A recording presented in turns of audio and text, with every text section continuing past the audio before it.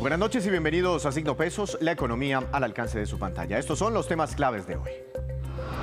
El plan de desarrollo en contexto. El director de Planeación Nacional, Jorge Iván González, explicó hoy los alcances de las propuestas más polémicas de esta carta de navegación. Explicó cuál será el papel de las EPS y afirmó que se requiere más petróleo en el país. Además, habló de pobreza, subsidios, grandes inversiones y otros temas claves. Los detalles en segundos aquí en Signo Pesos.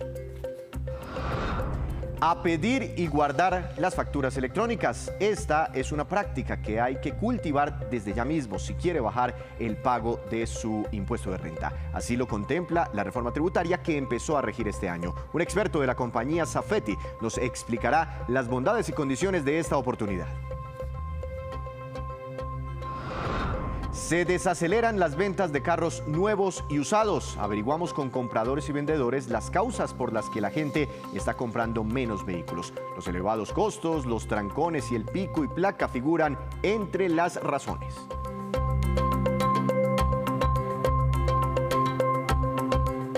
Comenzamos esta emisión de Signo Pesos hablando del plan de desarrollo, sus alcances y los cambios de última hora que se planea desde el gobierno en diferentes temas como la salud, la política energética y las ayudas sociales. Henry González habló en Noticias Caracol con el director de Planeación Nacional, Jorge Iván González. Veamos las explicaciones entregadas. Hablemos primero de plata, que es lo que sustenta la posibilidad de desarrollar este plan para todo el país. Las inversiones que están contempladas, señor director, son 1.154 billones de pesos y veo que más de la mitad va a estar concentrado en un solo rubro o gran eje que se llama seguridad humana y justicia social. ¿Qué es eso? ¿Por qué tanta plata ahí? Sí, lo primero interesante de este cuadro, Henry, es que tratamos de que todos los sectores coordinaran las platas en función de lo que hemos llamado estrategias. Y entonces, en seguridad humana y justicia social, incluimos todos los aspectos que tienen que ver con educación, con salud, con deportes. En general, los programas sociales, gran parte de los programas sociales están en este capítulo. Por eso es el que más plata tiene, pero entonces aquí están integrados todos los sectores que de alguna forma tienen que ver con lo que hemos llamado seguridad humana, que es ofrecerle a las personas los instrumentos para que puedan llevar el tipo de vida que consideran valioso. Esa es la idea detrás de ese gran capítulo. Y esta cantidad de dinero, 1.154 billones de pesos, ¿salen con lo que ya hoy más o menos el país cuenta y tiene previsto? Sí, digamos, ¿O están planeando ya reformas tributarias adicionales? Aquí ya o se venta incluyó, de empresas? aquí ya se incluyó la reforma tributaria. Aquí se suman todos los recursos que son relativamente seguros, es decir, aquí está sumado el presupuesto general de la Nación, el sistema general de participaciones, se incluyen todos los recursos de las ciudades grandes e intermedias, aquí están los recursos de Medellín, de Bogotá, Cali, de Barranquilla, de las ciudades, también se incluye el sistema general de regalías. Entonces lo que nosotros tratamos de hacer, nosotros hemos insistido mucho en eso, Henry, tratemos de que todos los recursos apunten hacia grandes estrategias y que no nos dispersemos. Grandes proyectos y no atomizar tanto, exactamente. Ahora, dentro de todos esos ítems vienen muchos programas ya, digamos, mucho más específicos y muchos tienen que ver con este tema, subsidios, transferencias a la gente más pobre. Hay transferencias monetarias contempladas, subsidios en especie, el programa de renta ciudadana y transformación de algunos otros programas. Quiero preguntarle por este término, renta ciudadana, exactamente qué es lo que quieren crear, porque en el gobierno anterior se hablaba de crear una renta básica como se hizo en muchos países a raíz de la pandemia. ¿Esto es más o menos eso? Sí, la idea con esto es pensemos cómo ordenamos mejor los subsidios. Colombia avanzó muchísimo durante la pandemia, es increíble los avances que se hicieron en ordenar los subsidios, pero todavía tenemos hogares que reciben más subsidios de los que deberían recibir, lo que nosotros llamamos errores de inclusión y exclusión. Un error de inclusión es cuando no está recibiendo el subsidio una persona que lo merece. Entonces, o a la inversa, errores de exclusión cuando las personas que lo deberían recibir no lo están recibiendo. Entonces, nosotros queremos avanzar y por eso lo decimos hacia un registro universal de ingresos. Es el ideal para poder ordenar todos los subsidios. ¿Y qué significa un registro universal de ingresos? Que todos declaremos los ingresos. O sea, ese va a ser el mecanismo de selección, pero hay que saber cuánto gana cada uno. Exacto, entonces la idea con el tiempo, ahora Planeación tiene lo que hemos llamado un registro social que cubre ya 33 millones de personas y junta 27 bases de datos. El ideal cuál es, que todos cada año informemos el ingreso. Las personas de más ingreso pagan impuestos, las personas de menos ingresos reciben subsidios. Pero avanzar hacia el registro universal de ingreso es un proceso muy lento porque usted no tiene forma de controlar con las personas de menor ingreso.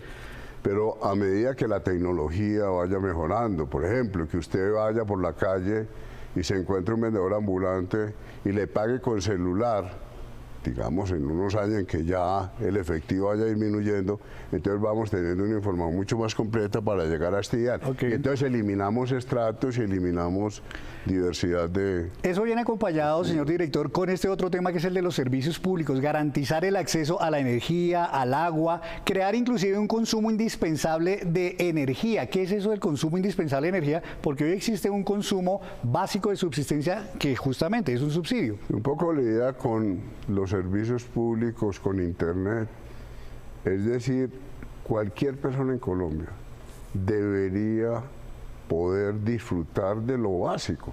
Ahora es clarísima la demanda de internet. A mí me impresionó, Henry, en todos estos diálogos reales que tuvimos, la demanda de internet por todos los lados del país. Claro. Entonces, si nosotros logramos que cada hogar tenga las condiciones mínimas de agua, electricidad, servicios básicos, internet, entonces vamos avanzando hacia unas condiciones que nosotros llamamos incluyentes, que las brechas no sean tan fuertes como existen en este momento en el país.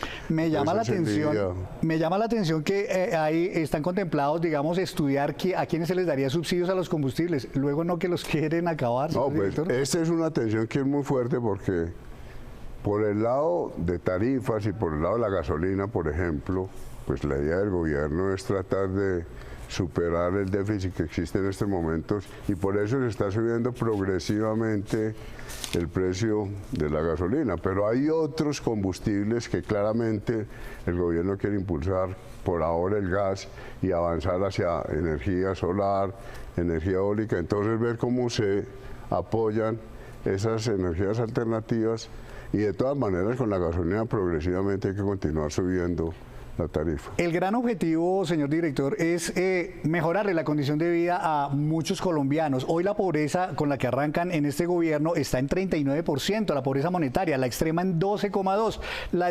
multidimensional en 16% y población en condición de vulnerabilidad, es decir, que no son pobres, pero están en riesgo de caer a la pobreza, 31%. ¿Qué tanto se podría bajar? Estos indicadores son muy tristes porque subieron en general durante la pandemia. Y la pandemia nos golpeó a todos de una forma brutal.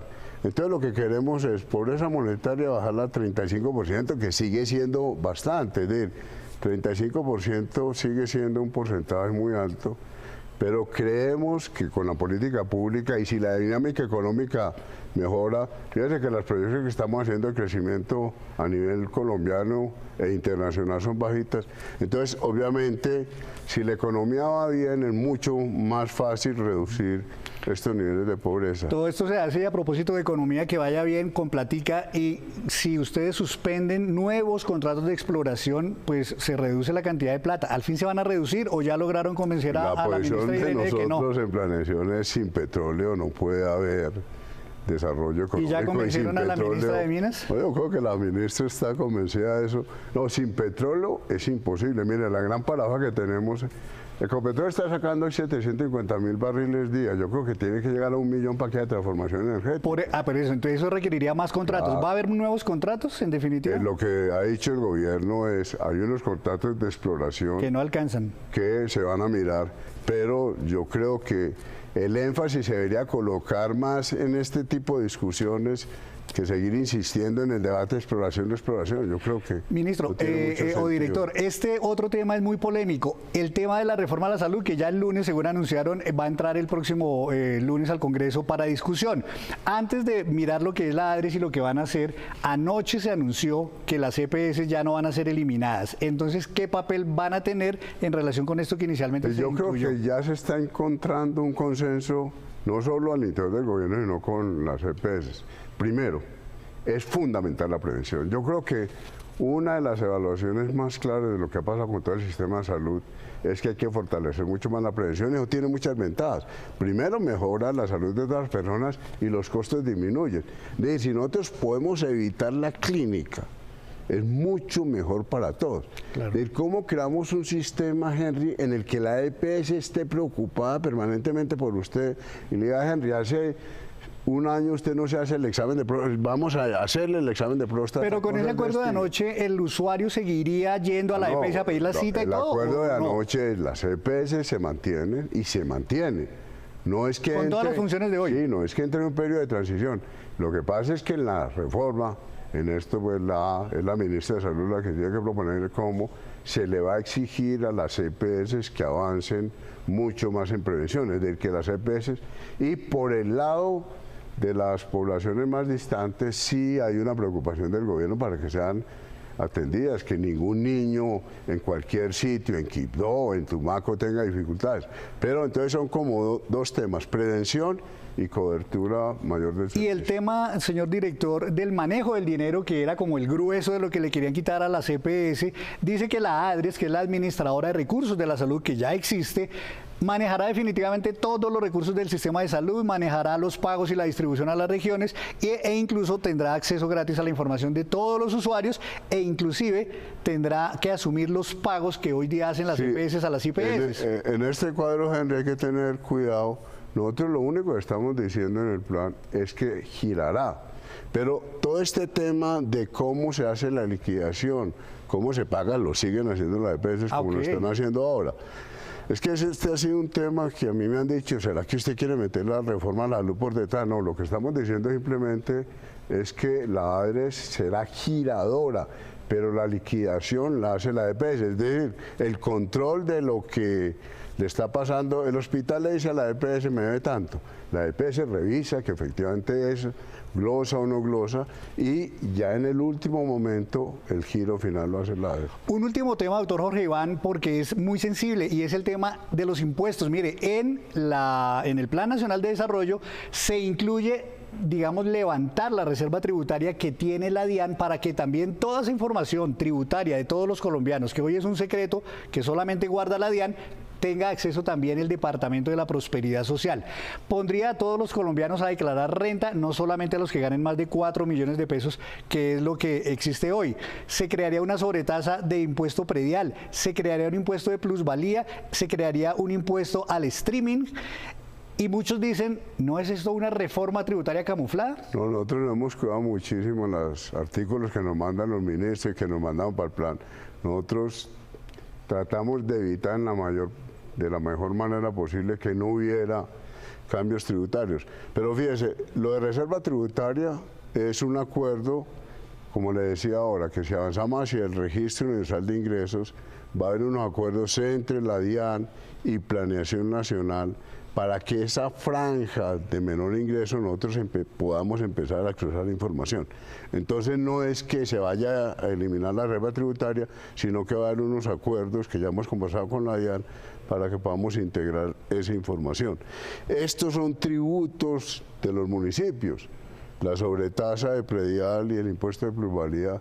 Nosotros no nos vamos a meter en eso porque esos son temas estrictamente municipales. Bueno, son los consejos, sacarle platica a la gente, ¿no? Los consejos, nosotros hemos dicho, Henry, que el margen de tributación que siguen teniendo los municipios, sobre todo las ciudades grandes, es enorme, ¿no? Ah, enorme. ¿Y entonces Bogotá, por ejemplo, debería cobrar por congestión, puede cobrar más derechos de edificabilidad, puede mejorar las contribuciones por plusvalía, pero estos son temas que son de los municipios, de la ciudad. Nosotros lo que decimos es que para mejorar los ingresos generales las ciudades deberían estar mucho más atentas. Finalmente lo quitamos. Entonces sí, no es que el stream. Entonces no es que haya una propuesta de reforma tributaria. El gobierno ha dicho, mire, con los municipios y con los departamentos tenemos que repensar todo el ordenamiento fiscal de municipio y departamento, porque los departamentos se quedaron sin recursos, los departamentos no tienen recursos.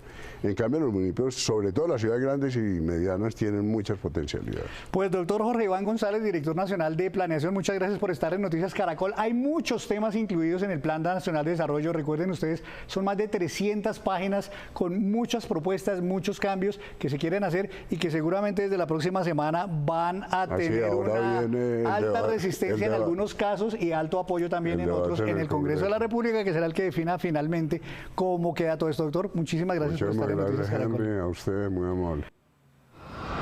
Muy interesante conversación. Hacemos una breve pausa, pero cuando regresemos, espere, ¿la deuda externa del país ha subido o ha bajado? Ya les contamos las cifras, el reporte oficial del Banco de la República. Ya volvemos. Comienza a regir buena parte del articulado de la reforma tributaria aprobada el año pasado por el Congreso de la República. Y uno de los temas claves para la gente es la factura electrónica, ya que pedir este documento ayudará a bajar el pago del impuesto de la renta. Para hablar de este tema, quiero saludar al doctor José Fernando Medina, gerente de Safety Colombia. Doctor Medina, buenas noches, bienvenido a Signo Pesos. ¿Cómo ha estado? Muy bien, Víctor, muchas gracias. Antes de hablar de este tema que parece muy interesante para quienes deben pagar el impuesto de la renta, ¿cuál es la diferencia entre la factura electrónica y la factura física que tradicionalmente estamos acostumbrados a recibir? Correcto. La factura física en Colombia ha tenido una fuerte transformación desde el año 2017 y básicamente impulsado por la entidad o nuestra autoridad fiscal, que es la DIAN, la cual, mediante la implementación de la factura electrónica, busca tener los registros de manera instantánea, en línea de todas las transacciones comerciales que se hacen en el país. De modo que antes, cuando usted recibía una factura en físico, esa información la tenía que transmitir luego el emisor de esa factura periódicamente a la DIAN, y eso pues implicaba una serie de tiempos y de procesos que hoy por hoy se han ido mitigando y eliminando a través de la factura electrónica, la cual queda registrada en tiempo real y validada en línea por la entidad fiscal. Sí, esa es una de las grandes diferencias, el real time, el tiempo real y la comunicación que hay entre todos los actores. Ahora, en el artículo 336 del Estatuto Tributario Nacional quedó registrado aparentemente este beneficio para quienes deben pagar el impuesto de renta. ¿En qué consiste? Sí, correcto. En la reciente reforma fiscal del año 2022 se modificó ese artículo 336 que usted menciona, Víctor, y que consiste básicamente en que todas esas compras que usted haga, soportadas con una factura electrónica, pero que además sean compras por medios digitales, tales como una tarjeta de crédito, por ejemplo, podrán ser utilizados para la base gravable del consumidor o del comprador. ¿Esto qué significa? Que su base gravable para el año 2023, que será tenida en cuenta para la declaración de renta del año 2024, podrá reducirse hasta el 1% con un tope que señala la ley, que son 242 VTs. Eso es un poco más de 10 millones de pesos en el descuento de esa base tributaria. Eso es un buen alivio para los bolsillos de los colombianos. Ahora, ¿todas las facturas electrónicas sirven? No sé si se pueden descontar todos los costos de mi día a día, porque es distinto, no sé, pagar el mercado para alimentarme, que no sé, se me ocurre un ejemplo, comprarme una botella de aguardiente. ¿Ambas facturas las puedo descontar de mi declaración de renta? ¿Y son facturas electrónicas? Sí, aquí hay que tener una claridad para los oyentes y para todo el público en general. Y es que algunas de esas transacciones no se soportan hoy en día mediante una factura electrónica. ¿Cuáles son esas? Las que normalmente conocemos con el nombre de tirilla o tiquete post, que es básicamente el recibo que a usted le entregan cuando hace un mercado en un retail, en una tienda de barrio, o cuando usted va a un restaurante. Ese documento no le sirve a usted para ser descontable de su base gravable. Sin embargo, usted como comprador de esos bienes, ya sea el restaurante, ya sea el retail, la tienda del barrio, usted puede exigir al comercio que le emita una factura electrónica, en cuyo caso esa compra que usted está haciendo sí le va a permitir utilizar ese gasto como deducible de su base gravable y ayudar con eso en la tributación de su de su compromiso o de su responsabilidad para el año fiscal. Claro, ahora tengo entendido que la DIAN está dando instrucciones para a esos comercios que están entregando todavía el POS, ¿no? La tirilla, pues también entreguen paralelamente la factura electrónica. Usted hablaba de un número en VTs, pero aquí las personas nos entienden es en pesos colombianos. No sé si estemos hablando de lo mismo. Descuento máximo de 10.278.000 pesos. ¿Eso qué significa? Que hasta ese monto su base gravable se podrá deducir para efectos de la declaración de renta. Es, digamos, si usted hiciera compras de 100 millones de pesos utilizando medios digitales como la tarjeta de crédito y soportados con la factura electrónica, 100.248.000, el 1% de esos es la cifra que usted acaba de mencionar. Entonces, hasta ese monto de deducción de la base gravable es lo que tienen derecho los contribuyentes que soporten esos gastos, como le digo, con factura electrónica y que hayan sido hechos a través de compras por medios digitales. A ver si le entendí bien. Yo voy guardando en mi correo electrónico las facturas, no sé, de los mercados de todo el año, de las compras, si me compro un televisor, unos zapatos, la ropa, no sé. Siempre y cuando no supere esta cifra, casi los 10.300.000 pesos, ¿esas facturas me servirán para reducir el pago del impuesto de la renta? Hasta 10.248.000, sí señor. Esas facturas, de hecho, no necesita guardarlas en su correo electrónico. Obviamente le van a llegar a su correo, pero esas facturas van a quedar registradas en la DIAN y usted podrá con su usuario y contraseña entrar a la DIAN y consultarlas. Entonces, si su base gravable, no sé, voy a poner un ejemplo, fue de 60 millones de pesos, pero usted hizo compras de más de 200 millones, ¿cierto? Hasta el 1% serían 20 millones, pero como el tope es 10.240.000, un poco más de 10 millones de pesos, esa base gravable que usted tenía en el ejemplo de 60 millones, pues se va a ver reducida en esos 10 millones como tope máximo, en ese ejemplo que le acabo de mencionar. Si pero hay una diferencia, 50 millones, hay una pregunta que tengo ahí, es decir, ¿yo puedo acumular esta cifra o del total que compré en el año solo me descuentan el 1%? Les cuentan el 1% de su base gravable hasta ese monto, exactamente. Eso es distinto, porque si compré al año, no sé, 20 millones de pesos, pues solo el 1% sobre esos 20 millones de pesos. Correcto. Ese tema es interesante, el que usted me acaba de explicar, porque yo me estaba imaginando aquí guardar en mis correos electrónicos, imagínese, una base de datos de todas las facturas electrónicas. ¿Eso no lo tengo que hacer entonces? No, no es necesario. Todas las facturas electrónicas en Colombia quedan registrados en la DIAN, en el sitio del emisor, o sea, los comercios donde usted compró el mercado, donde compró el restaurante, la cafetería, etcétera, quedan registrados en esos comercios dentro de la DIAN como emisor y usted con su cédula podrá entrar a consultar el estado de sus facturas que ha recibido o que esos comercios le han entregado a usted. Obviamente hay proveedores, como en el caso de nosotros, que facilita ese control y ofrece servicios también para los que reciben facturas, de manera que en un buzón también pueda controlar todas las facturas que le van emitiendo y pueda llevar el registro ordenado del control.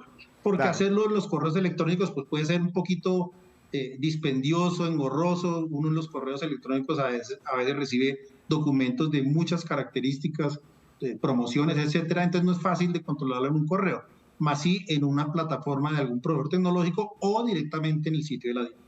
Claro, yo creo que aquí nos estamos de pronto confundiendo, es que sin calculadora y sin lapicero en mano, haciendo las cuentas, creo que el 10% de 100 millones son 10 millones de pesos. Pero al final el mensaje es que solo se puede descontar el 1% del gasto anual. Ahora, doctor Medina, con un ejemplo básico de alguien que paga el impuesto de la renta, si hace este ejercicio de acumular sus facturas electrónicas, no sé, más o menos en cuánto se le podría rebajar el pago de ese impuesto. Por esa disposición, no, yo tendría que hacer ya un cálculo demasiado pero preciso, sirve, pero sirve. Pero podría ser, si se está descontando de su base gravable 10 millones de pesos más o menos en su tope máximo, usted tiene razón, 10 millones de pesos es el 1% de 1.000 millones. Claro, exacto. Sí, nosotros estamos hablando de 100. Si hace ese cálculo, pues de esos 10 millones de pesos de su base gravable se puede descontar básicamente el 35%, más o menos unos 4 millones de pesos, si llegara a esos topes máximos. Claro. Sí, no, estamos hablando de una persona que consuma bastante y que tenga un poder adquisitivo grande. Ahora, una última pregunta, está muy interesante el tema, seguramente seguiremos hablando. ¿Esto aplica para las declaraciones de renta de este año con las compras que yo hice el año pasado o para las declaraciones de renta del 2024 con las compras que estoy haciendo en este 2023? Es para las declaraciones que usted va a hacer en el 2024 con las compras que haga durante este año 2023. Bueno, muy interesante esa explicación. Doctor Medina, muchas gracias. Una feliz noche. A usted, Víctor, muchas gracias a todos. Un abrazo. Está entonces este estímulo para seguir masificando la factura electrónica en nuestro país. Hacemos otra breve pausa, pero ya les contaremos cuánto gastan las familias colombianas en compra de legumbres. Hay datos muy interesantes. Ya voy.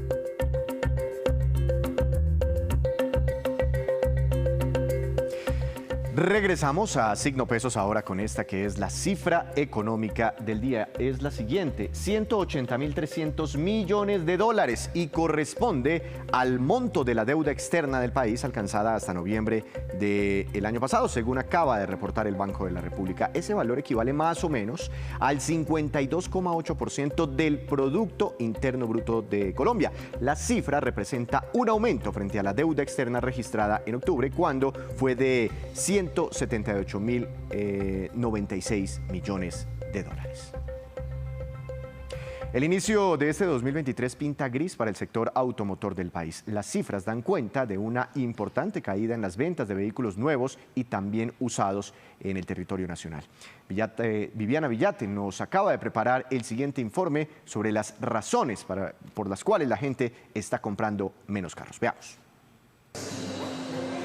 Precios impagables y el caos del tráfico en la ciudad son las principales razones por las que los transeúntes hoy están prefiriendo no comprar automóviles. Carísimo, están por las nubes, repuestos, todo. Mi hijo tiene un carrito y ni lo saca. Prefiero movilizarme en la moto eléctrica porque me queda más fácil, estoy ayudando al medio ambiente, es más rápido y también a veces me siento un poquito más segura.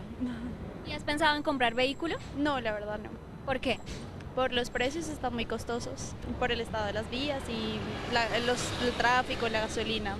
Jaime Mayoral es propietario de Velpi, una plataforma que compra y vende carros usados en el país. Su empresa tomó mucha fuerza en el mercado durante el 2022, sin embargo, este año, junto a otras del sector, han experimentado caídas en las ventas de vehículos usados. Bueno, en el mes de enero vemos una caída frente al año pasado, el mismo mes.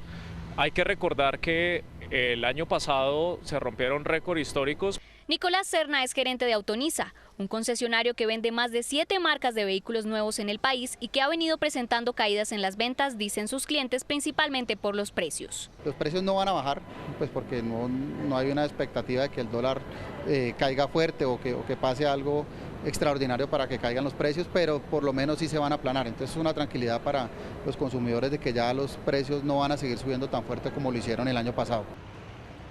Según los cálculos de la Asociación Nacional de Movilidad Sostenible y el RUND, en el mes de enero se presentó una caída en los traspasos vehiculares del 22,7%. Y a este problema también se sumó la caída en las ventas de vehículos nuevos en un 20,2% en el primer mes del año. La pandemia interrumpió las cadenas de suministros globales, lo que llevó a que los mercados se desabastecieran. Esto, sumado a la inflación más alta en los últimos años, ha generado una contracción del gasto de bienes duraderos como lo son los carros. Temas de devaluación, de tasa de interés, de suministros internacionales y de efectos legales en la ANLA, pues nos llevan a pensar que este año la meta pueda ser de 260.000 unidades. En cuanto a motos, que el año pasado se matricularon 805.000, este año por razones similares esperamos 750.000. Aunque los concesionarios reconocen que va a ser un año menor en ventas, dicen que no va a ser drástica la caída. Los analistas sostienen que los inventarios tenderán a normalizarse. El año pasado la situación de inventario fue crítica, no había inventarios. En la medida, digamos, de que se vaya ajustando los niveles de inventario a la demanda, pues yo creo que la situación de precios también va a tender, digamos, a normalizarse. Por el contrario, la venta de los vehículos de carga de más de 10,5 toneladas crecieron un 90,2%. Y ahora nos vamos con estos que son los indicadores económicos que usted debe conocer siempre antes de irse a dormir. Dólar, tasa representativa del mercado que regirá para mañana y hasta el próximo lunes. Será de 4.777 pesos con 73 centavos. Subió 35 pesos con 68 centavos el dólar en la jornada de hoy. El petróleo Brent de referencia para Colombia subió 2,36%. Se ubicó en $86 con 46 centavos por barril. Precio interno del café colombiano subió y quedó en promedio a 2.020.000 pesos por carga. También para el fin de semana, el índice MSCI Colcap de la Bolsa de Valores de Colombia cerró sin variación frente a la jornada de ayer. Sin embargo, la acción más valorizada fue Ecopetrol con una ganancia de 5,16%. La que más bajó fue la de Terpel con un retroceso de 4,59%. Antes de despedirnos, los quiero dejar con este dato. Según la firma Radar, la compañía especializada en estudios sobre el consumo de los colombianos, las compras de legumbres en el país se llevan el 4,2% del gasto de dinero en alimentos en los hogares colombianos. La compra de este tipo de productos se hacen preferencialmente en los siguientes lugares: supermercados 43%, tiendas de barrio 33% y almacenes de cadena 11%. Medellín y Manizales son las ciudades donde la gente dedica más dinero a comprar legumbres. Así terminamos por hoy. Los esperamos el próximo lunes con una nueva emisión y con toda la información económica que usted necesita saber. Esto es Signo Pesos, la economía al alcance de su pantalla. Que tenga una feliz noche.